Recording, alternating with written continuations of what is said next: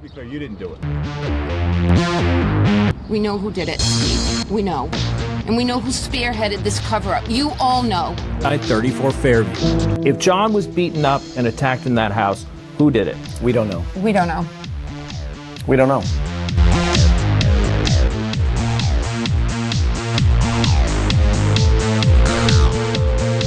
Son Colin. Oh, I can't wait to see Colin. I'm gonna have a lot of questions for Colin. And something tells me he won't be able to control his temper like you did. He can get some. He can get some too. There won't be a dog there to back him up this time. I'm not afraid of your stupid son. Believe me, I could kick the shit out of your stupid son. So please, please. The defense chose a strategy, a very strategic strategy, to sell their story and disseminate to the public, potential jury pool, in a way they thought best fit their needs. And they've done this continually.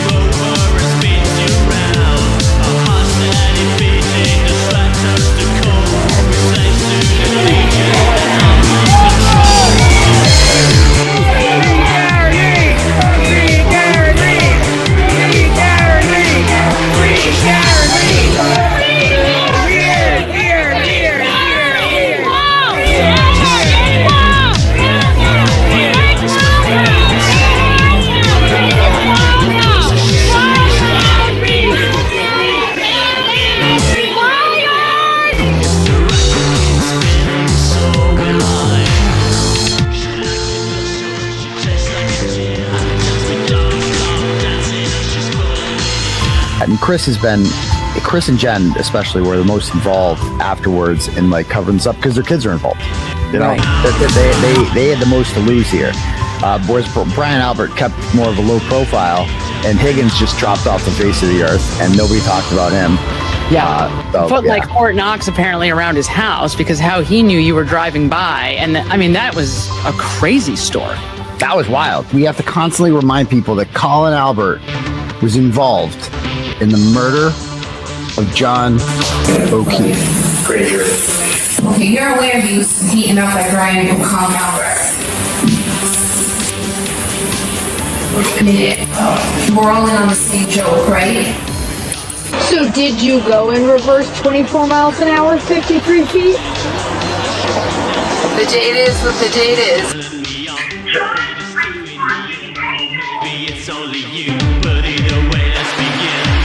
Hey everybody, we are here with the forensic room. I am Lydia.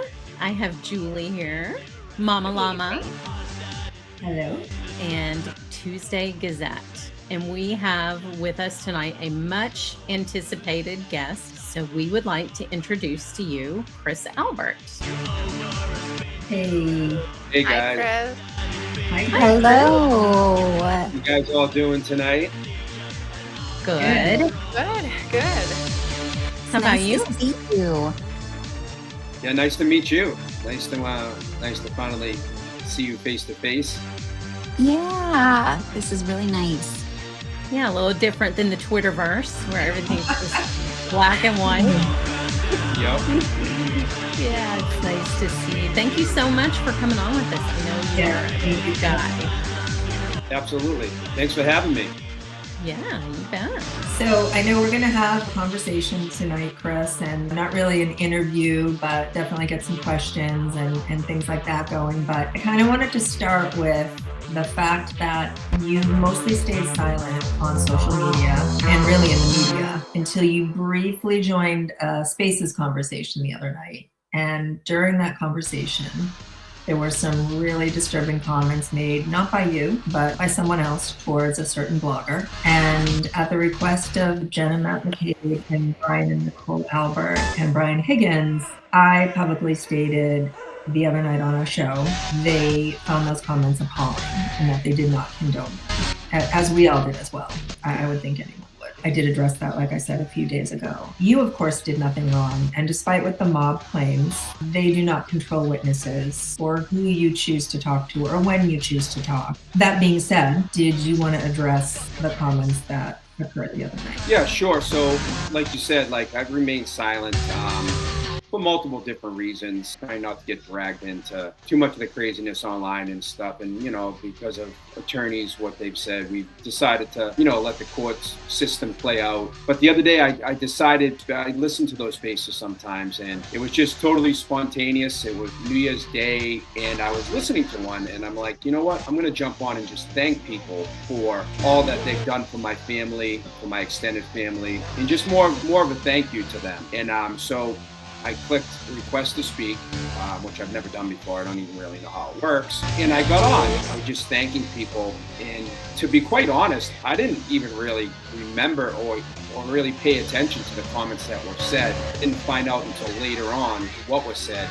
And by no means do I condone, I accept any of that what was said. I think those comments are vile. I don't think there's any place for that type of rhetoric and speech anywhere. I look back on what's happened to my family, my brother, the McCabe's, Brian Higgins, and I hear these comments all the time that are said to us on a regular basis, and they're vile, they're disgusting. There's no place for that type of speech. So I don't condone those, and actually I think they were terrible, and I don't accept those. I wish if I realized what was being said at the time, I probably would have jumped off right away. I certainly didn't laugh at it. So whoever says or thinks that I did. No, the person who laughed actually owned it on Twitter, which I thought was great. They did. Yeah. No, and I listened briefly in the very beginning. Some of those spaces can be so long. I turned it on briefly when you first came on. I heard you showing and sharing your thanks to everyone, how the support has made your family feel. I remember someone asking you about Colin. How is Colin doing? And I remember you saying every day is going to be up and down type thing. Some days are good, some days are bad. It's a struggle.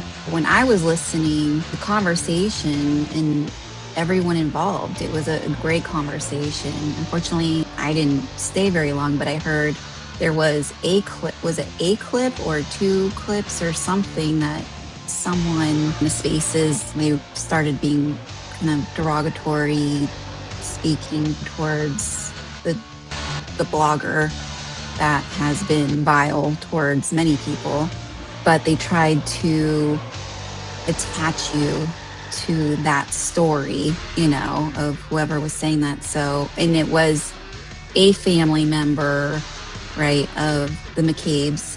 That's why the announcement that Carrie had made for them the other day, just saying like, that's not something we condone, that type of speaking. That's not us. That's a relative, which I thought was showing integrity to stand up and say, we don't condone that type of speech because we understand the harassment. Yeah, absolutely. I'm sorry. Go ahead, Julie. Oh, no, it's okay. Go ahead. I was just going to say, can you imagine if the defense would have spoken up and said, these people shouldn't be harassed? Right. The way this could have been different, and no one from the defense ever said a word. As a matter of fact, David Yannetti said that Aidan Carney was doing God's work. Yep.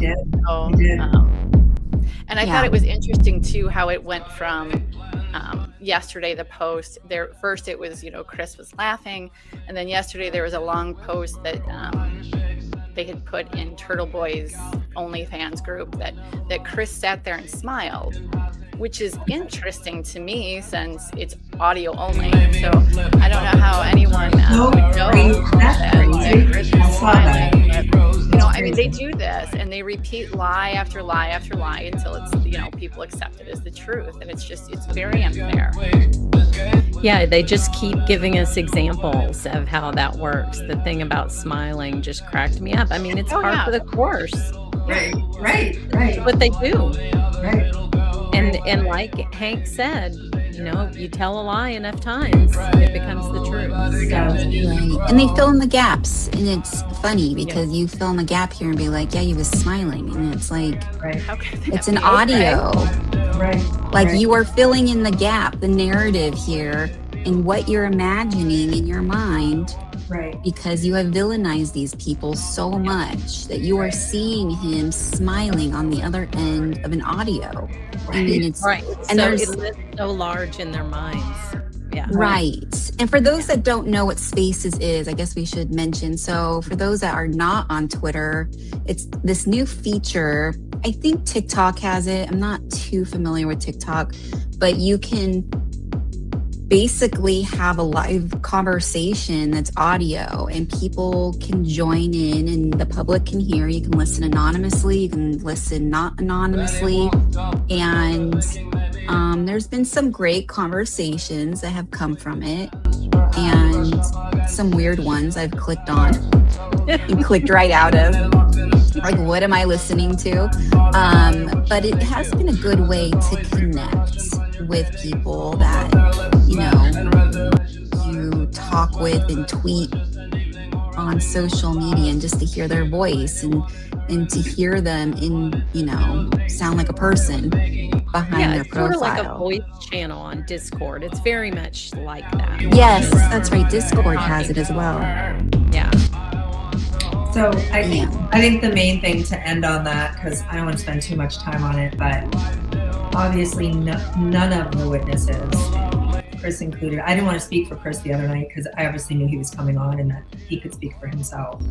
But no one condones that. No one.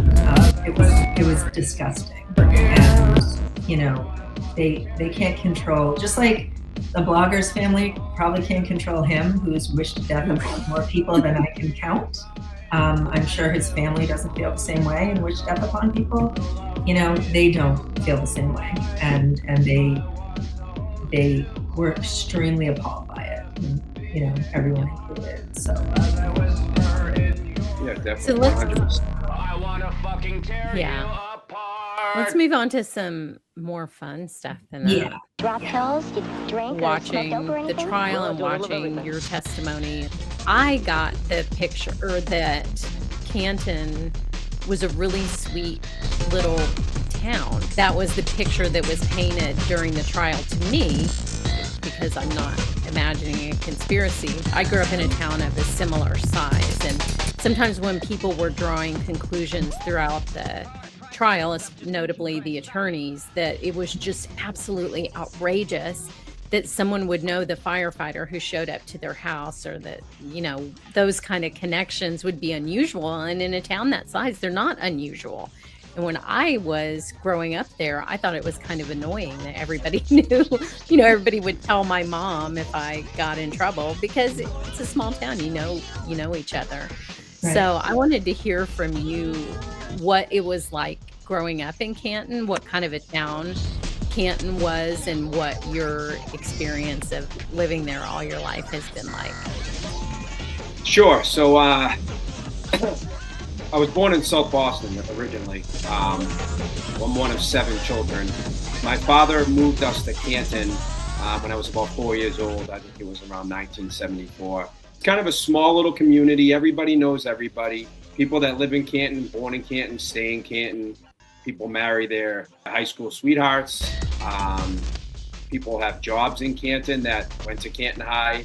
I mean, it's kind of like a normal occurrence. I mean, small little town of, now it's around 24,000, I think. Just kind of like any other small town in America. There's people that are teachers at the school, whose husbands are firefighters, or whose husbands are police officers. It's kind of that small town feeling. I loved growing up in Canton. It's a wonderful place. It still is a wonderful place. It's a great little town. And then, of course, I brought my children up there. I have 3 children. My oldest, Christopher, my son, Colin, who's 21. He'll be 22. I got to be careful here. And my son, Dylan, who's 18. Canton's a great little town. I live in the next town from Chris, which I think is probably the same size, Chris. Maybe, I don't know. Similar, yeah. If I got pulled over, for speeding, whatever, any cop that pulled me over, I would know. It's just the way it is. The firefighters I know, I mean, it's just the way small towns are. That's why whenever I would see in the trial or on social media that, oh, this is so crazy, I could never understand what people were talking about. I assume everyone else who lives in a small town has, the same experiences. So that was very strange to me to see that through both trials. I thought it was so odd. To be honest with you, I don't I could never think of it as any other way because I'm not from a big city. I mean, we're from small town America. So to me, it's like, well, that's normal. You go to Canton High, you become a police officer, a firefighter, a teacher, you go on to another profession. Right. I mean, that's just me growing up in Canton. Mostly all the police officers, even when I grew up, they were majority of them were from Canton. The majority of the firefighters were from Canton. But it's just how it is. It's normal. I mean, it's just how it is.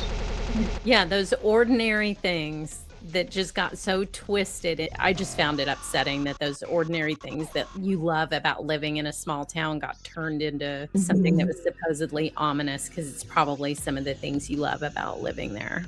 Oh, yeah. I mean, you just know everybody. And growing up, it's like you couldn't go anywhere without knowing someone. I mean, obviously, as time goes on, towns change, communities change. Canton's a little different. Well, it's actually a lot different now than it was when I grew up. It was more of a blue-collar town. Now it's pretty expensive to live in Canton. It's just like any other small town in America. I wanted to bring it up again, the ridiculous comments online and from the attorney about the paint in the garage. And I wanted you to talk about how old that paint is. So in all honesty, when I saw that, I just thought it was a joke. I'm like, that can't be real. Like, is that really what people online are really thinking? Like that's blood? Like, I mean, clear as day, anybody can tell it's paint. That paint was in there when I was a child. So just put it in perspective. Really? Yeah, that I remember that paint in that garage. So that goes back like 40 plus years. So I mean, it's silly. The whole premise is silly, but that's how the whole case has been. It's smoke and mirrors. It's it would crazy. be the best frame job ever. You leave the blood there, and then you sell the house. You sell the house, you leave all the blood. You're like, we're out of here. Yeah. But now you need a time machine on top of everything else. You got to go back 40 years. Right. If you want to say on our low budget show that you have a time machine, feel free. I told you guys what I saw today on that one show that was saying that they poured the paint over it purposefully to cover the blood. That's the time machine part. So Oh my God. you got to jump in your time machine and go back 40 years. It's really unreal. Unbelievable. It is unbelievable. Yeah, it's just. What's more amazing is that people actually believe it. I That's know. what to me is so mind-boggling is that like you can see that it's paint. They know that it's paint. They know it's literally paint. know that it's paint. And they're Yeah. just trying to make it something that it's not. Let's talk about the select board. So have you always been interested in community service or politics? Yeah, well, I'm definitely a political junkie. I've always been enamored with politics. I never really thought I would run for office, to be honest with you. It kind of just came up. It was just not really planned. There was an opening. There was a couple openings. And I just decided, geez, I've done everything else in Canton. I've owned a business for a long time. I've coached sports. I've been involved in my community. And I said, gee, you know what? Maybe I'll give this a try. And I ran for select board, and I actually, I won. I came in, top overall. It wasn't something that I aspired to do, but I do like politics. I follow politics pretty closely. Well, especially being so familiar with the community and stuff, I think that's almost a natural kind of step to take if you have any interest in politics. And owning a business, I would imagine you'd have an interest in what the city was doing. Right. So can I ask a terminology question as a foreigner to Massachusetts? Is select board what some cities call city council? Is that the same thing? Yeah, so what it is, if you're a city, you can have a mayor. Even small towns can have mayors. They would just vote at town meeting. So a select board's like city council.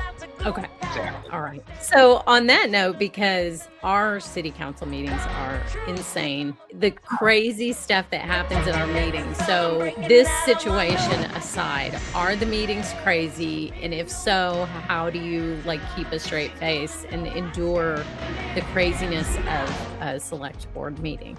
So yeah, I mean, some of them have gotten, a little bit out of control. I'm a First Amendment guy, so I totally agree with the First Amendment. I think free speech is one of the cornerstones of our society.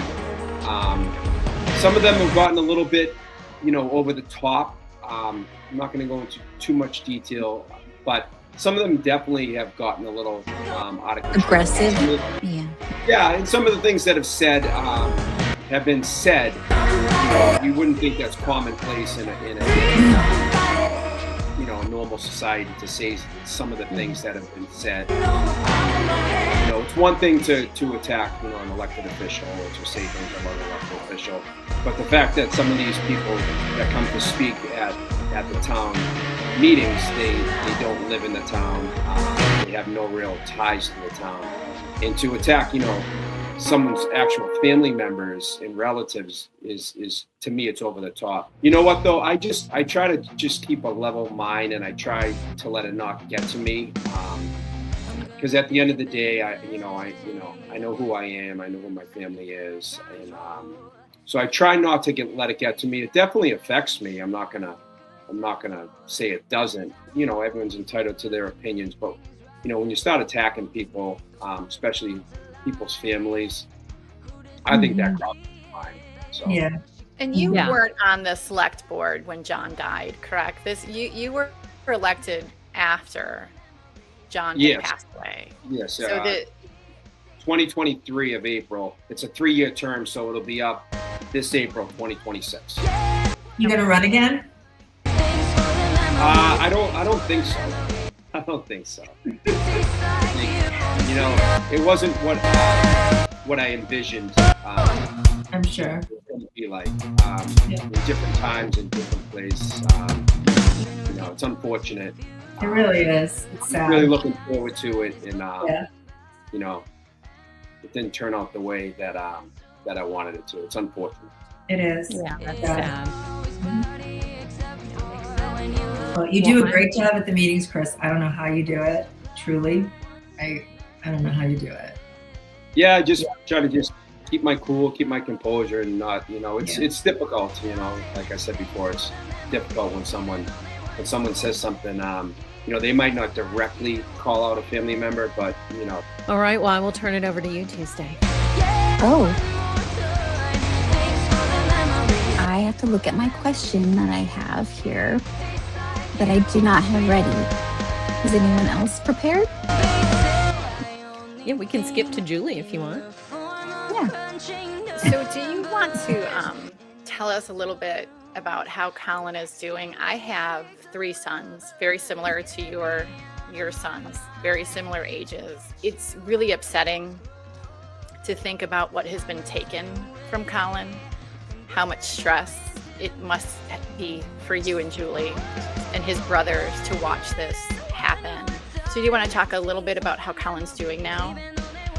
Yeah, I mean, it's hard to put it into words for everyone to understand, but I would implore people to just think about the fact that my son was 17 years old when this happened. He was a senior in high school, getting ready to become a freshman in college, to go play on a football team, something that he strived for, that he loved, to play with his cousin. And he was able to do that at first, for his freshman year. And we had no idea what was coming, but it's difficult what he's gone through and what he's been called, and his whole entire life has been turned upside down. It's been ruined in some ways. I don't know how to put this in exact words. Each day is a struggle for him, to get out of bed. Some days are better than others.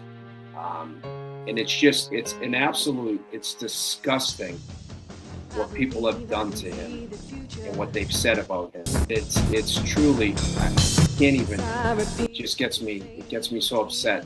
But he's, he just tries to get through each day at a time, one day at a time. It's just imagine, someone calling your son a murderer for no reason whatsoever. I couldn't, and I say it all the time, people laugh at me, but he truly is a kid. If you're going to go after adults, you're going to go after somebody our age. We have life experience and we can put things into perspective. When you're talking about a 19, 20, 21-year-old kid, they don't have that. And they're just trying to figure out who they are. And now imagine people have, basically they've made you a leper. They've made you a social pariah. They have said horrible things. And the worst part of this is it's adults doing this. It is people in their 40s and 50s and 60s who are doing this, who should know better, who should know that you cannot do that to a person that age. He hasn't done anything wrong. My mom used to say, when you have kids, your heart lives on the outside of your body. And it's so true. So it would be one thing if it was happening to me, but to have to watch my child go through that would be just, I don't know how you and Julie do it, because I probably would have lost my mind by this point. The one thing that I've noticed, and it happened to me this weekend on Twitter, someone was, laughing and making light of the situation with Richard Schiffer, which I didn't find that funny at all. And I had made the comment, well, maybe you could just tell me who your child is, and we could do that. We could, get little things and throw them all around town and accuse your child of heinous things. And the person got very, very upset. And, the point of that is, if the thought of it happening to your child upsets you, right, then why are you not taking a step back and thinking about what you're doing to this kid? It blows my mind that people can't understand that. And like I said, it is all adults. It is a bunch of adult bullies. The kids that we raised are the first generation that kind of had Twitter and YouTube, and you could go on there, but they also had the social media. Whereas, for us, if you were being bullied or something was happening, you could go home and it was your sanctuary. And it's not like that anymore. People can get to you wherever you are. To completely shut everything off at that age, I can't even imagine what that poor kid has gone through. And I am so sorry that you guys have had to go through that. I appreciate that. Yeah, I mean, it's mind-boggling that, like you said, there's adults that are doing this to a kid, like for no fault of his own. It's just, I can't even put it I'm a loss for words. It's disgusting and it's despicable. And if this happened to someone else's child, they would be outraged. And to see adults acting the way they act is just, there's no place for a civilized society for this crap. It's just, honest to God. Just, I think, Chris, Joe Krowski said it best once on Court TV. I mean, it's been proven over and over Colin wasn't there. We all know the feds have their information. They know Colin was home, but he literally went to bed one night and woke up the next day being called a murderer. And that always hit me when Krowski said that on Court TV once, because it was so true. It just went to bed, and one night, one morning woke up and all of a sudden he was a murderer. Crazy. Yeah, it was just like, everything was going around, everything was going fine. And then all of a sudden, out of nowhere, we get this word about some blogger and some article. And then boom, it's like, what? Like, my son Colin? What are you right. Yeah. I can't even imagine. What's really maddening is the photo of his knuckles. And there was one photo of his knuckles and he had scrapes on his knuckles. And so we know, logically, reduction here is that scraped his knuckles. It was not at the time anywhere near this time when John had died. Even the Boston Herald would post this photo as if that is the photo that show. I mean, it's scary what the media can do and how careless they are in order to sensationalize a story, and how this impacts families, let alone a young adult male who, you know, is just entering into adulthood, and they just don't care. No, it's all about the media. They hold a big responsibility in this. They they hold a lot of blame, and they just went with clicks and likes to sell a story. And what they've done, and they've, oh God, it's just the fact that they have sensationalized this, and just, it's just terrible. In trial 2, you know, Judge Cannone ruled that there wasn't enough to even name Colin as a third party culprit. And so you would think that that would cause the media to write articles, and that is not at all what happened. Right.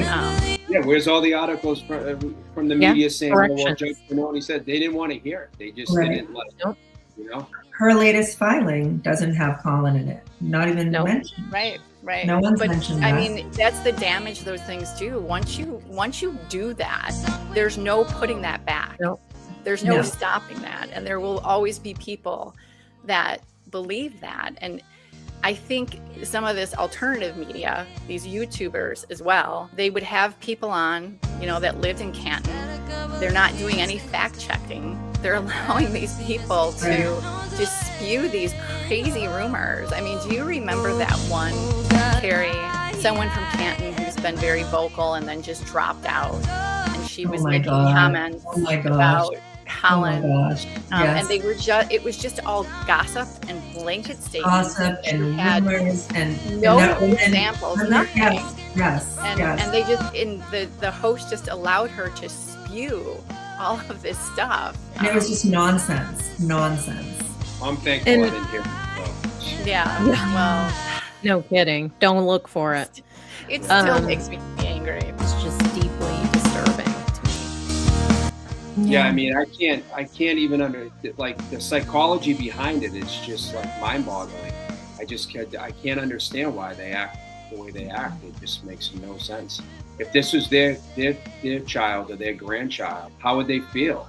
Like it's just crazy that things that. Well, a lot of them on Twitter, I like every time I get one of those comments from, you know, these free Karen Reed people who are quite aggressive in the way they tweet.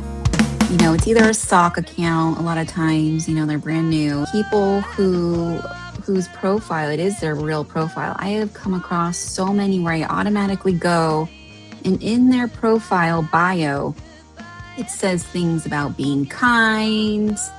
You know, there's a biblical quote. Right. There's whatever. Yeah, and it's like these people who, and I consider myself a Christian. So I'll say this makes me frustrated, because it's like, if you have to tell someone how kind you are in your bio, then you're probably not being that kind online, right? Because it's almost the irony behind it. It's almost like they tell themselves, this is how kind and amazing I am. And it's there and it's written, you know, but they don't self-reflect. Yeah, it's maddening, and it's, you know, it's frustrating. Well, with us in this case, this is kind of, I've said it before and I'll keep saying it, they dehumanized us to a point where we're just, you know, we're not like real people. Yeah, we're McAlberts, right? You're this term. What is a McAlbert? There's no such thing. Yeah. There's the McCabe's and there's the Alberts. Mm-hmm. Like when people are saying it over and over again, it just shows you more what type of people they are than what we are. How shallow they are, and how just oh God, it's disgusting. But it's meant to have you as one entity, right? To make you sound more of like your own mob. You know, you are the McAlberts. You are this thing, and it's a lie. It's a lie that they're painting. It's literally ripped from the propaganda, Soviet propaganda. It's exactly following those same rules. Because you're othering people, right? By dehumanizing them and putting them into a big group that everybody can be mad at. And then you're controlling the language, which is essential to good propaganda. You change the meaning of certain words. Yeah. And so they, people lose their focus on the truth. That way it's completely propaganda in every single way. And I will believe that is why Hank used that quote in court about, repeating a line, it becomes a truth, because that's what that quote is about. It's about propaganda. They all say the McAlberts. We don't just mean people on Twitter. The lawyers on Twitter use McAlberts. Yep. The law tubers use McAlberts. I mean, it's gross. It's really disgusting. It's become a it's become a derogatory word. That's what it's meant to be. That's the point. Every time you hear that word, just like when it's, Jen is just a regular mom or whatever that statement was, they use this over and over and over to degrade people. And the truth doesn't need that. The truth doesn't need you to create a image to persuade people a certain way. The truth is the truth. It's wild. So I went over some of your testimony yesterday.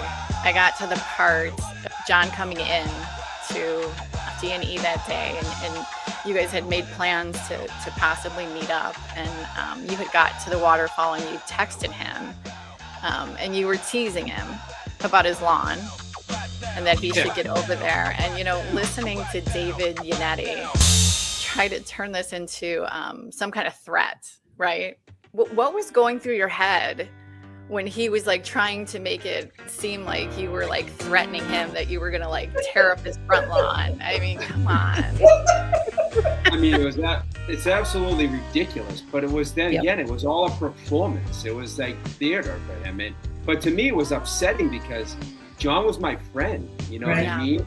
And that joke about the lawn was like, it was genuine. And like, it wasn't like, it's crazy to me. It's mind-boggling that they tried to spin that and make that like he had something. Then why did John come in my shop that day? Well, those are the things they want to make people forget, right? They don't want people to remember that John and his nephew, came into Chris's shop that day. That's where he spent his last day having lunch, was with his friend Chris.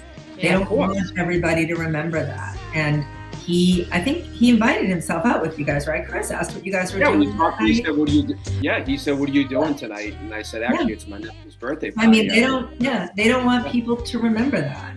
Well, I thought it was just, I thought it was so cute because my dad was like that with his lawn too. And when we would tease him, we'd be like, "Yeah, we're gonna step on the lawn." My girlfriend and I used to tease him all the time, so I thought it was super cute. So I remember when it was happening, live during the trial, and I was like, what is he doing? Like, people aren't going to really think that this was an actual threat, right? And so these people are like this big, powerful mob, and what he's going to threaten him with is, I'm going to like tear up your front lawn. Like, are you serious right now, Mr. Yannetti? It was so bizarre. Yeah, it was.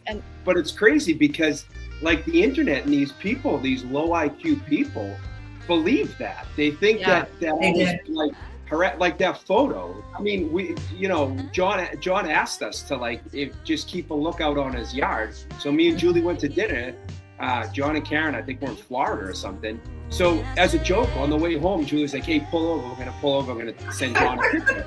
So we straddle the fence, and they're like, "Oh, look at them harassing him." And what are you talking about? That was so weird. And Karen obviously knew that. And Karen knew that narrative, right? I saw the photo when it was sent over to him. Yes. I mean, it's such a melodramatic and hysterical way to interpret a little joke like that.